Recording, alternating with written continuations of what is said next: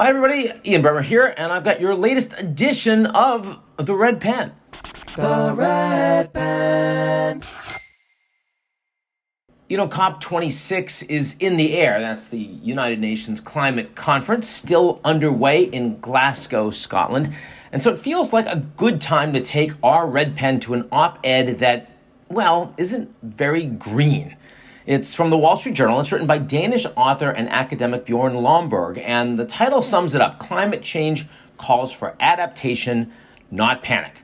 A little background on Lomborg. He's a prominent critic of the global consensus on climate change, probably the best known of those that are credible, and wrote a book called False Alarm: How Climate Change Panic Costs Us Trillions, Hurts the Poor, and Fails to Fix the Planet. Let's be clear, his views are controversial, but given both his platform and this week's focus on global climate policy, it seemed like it was a good time to address the substance of his claims. So let's break out the red pen.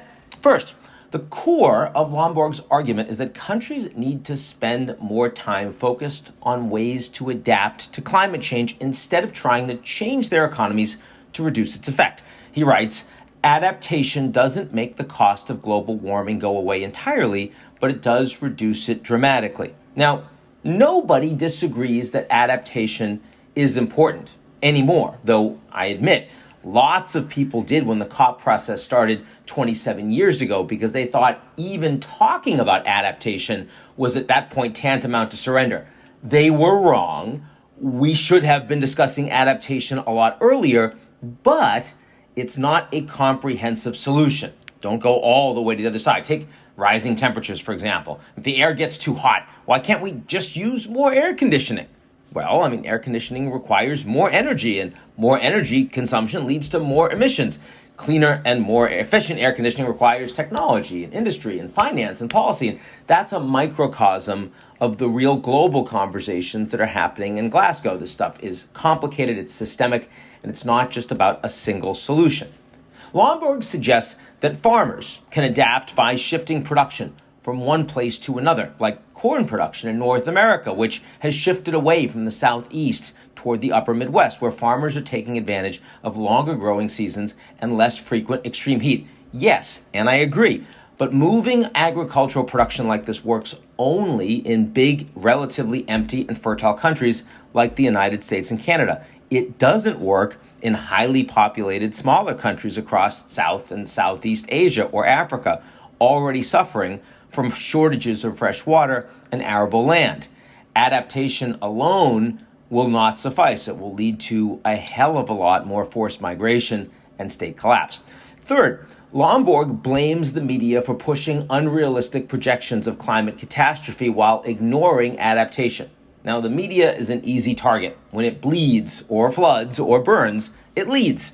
Except at GZERO, of course. And it's true that everyone is now talking about how we've basically missed 1.5 degrees centigrade as a target, but nobody's talking about the fact that the worst case scenarios that the media was presenting and the climate activists were presenting even 10 years ago about 5 or 6 degrees centigrade, and I have some of those books, right? They're also now extremely unlikely because of steps that we have taken to mitigate emissions. But let's be honest, the people who are doing the real work on climate and the governments and organizations putting lots of dollar signs behind it are looking at the whole picture, including adaptation. And they've long since concluded that you can't just adapt yourself out of climate change. Lomborg also writes another specific policy solution here, that when sea levels rise, governments build defenses like the levees and floodwalls and drainage systems that protected New Orleans from much of Hurricane Ida's ferocity this year.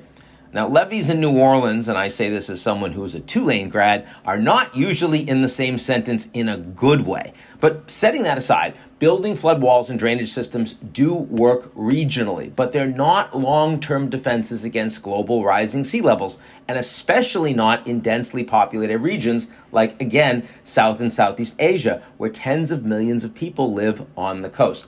The biggest problem here has been the mass destruction of coastal mangrove forests, which also acted as floodplains. Floodwalls and drainage systems won't solve those problems. Also, you can't build a levee to protect against forest fires, nor will they keep out climate migrants. Let's face it, build the levee sounds even worse than build the wall. No one's going to use that as their campaign slogan, and many developing country governments around the world can't afford levees or other serious adaptation measures at all. Finally, Lomborg concludes by arguing that you don't have to portend doom, and no one should use the term portend in an op-ed. I'm just saying that, it's pretentious, but we'll get on, to take climate change seriously. Ignoring the benefits of adaptation may make for better headlines, but it badly misinforms readers. Now, I agree with that conclusion. We don't need to warn people about future doom to take climate change seriously. We're already seeing it in our lives every single day, whether it's historically large fires in California or deadly floods in Germany or huge heat waves in Bangladesh and India and Pakistan. And the other thing that they're seeing? In a GZERO world, no one is in charge, and governments and corporations are all moving in different directions, undermining our pathways to a global climate solution. And that fact may end up being scarier than anything that Lomborg accuses the media of scheming up. So there you have it. That's your red pen for this week. We'll see you all again real soon.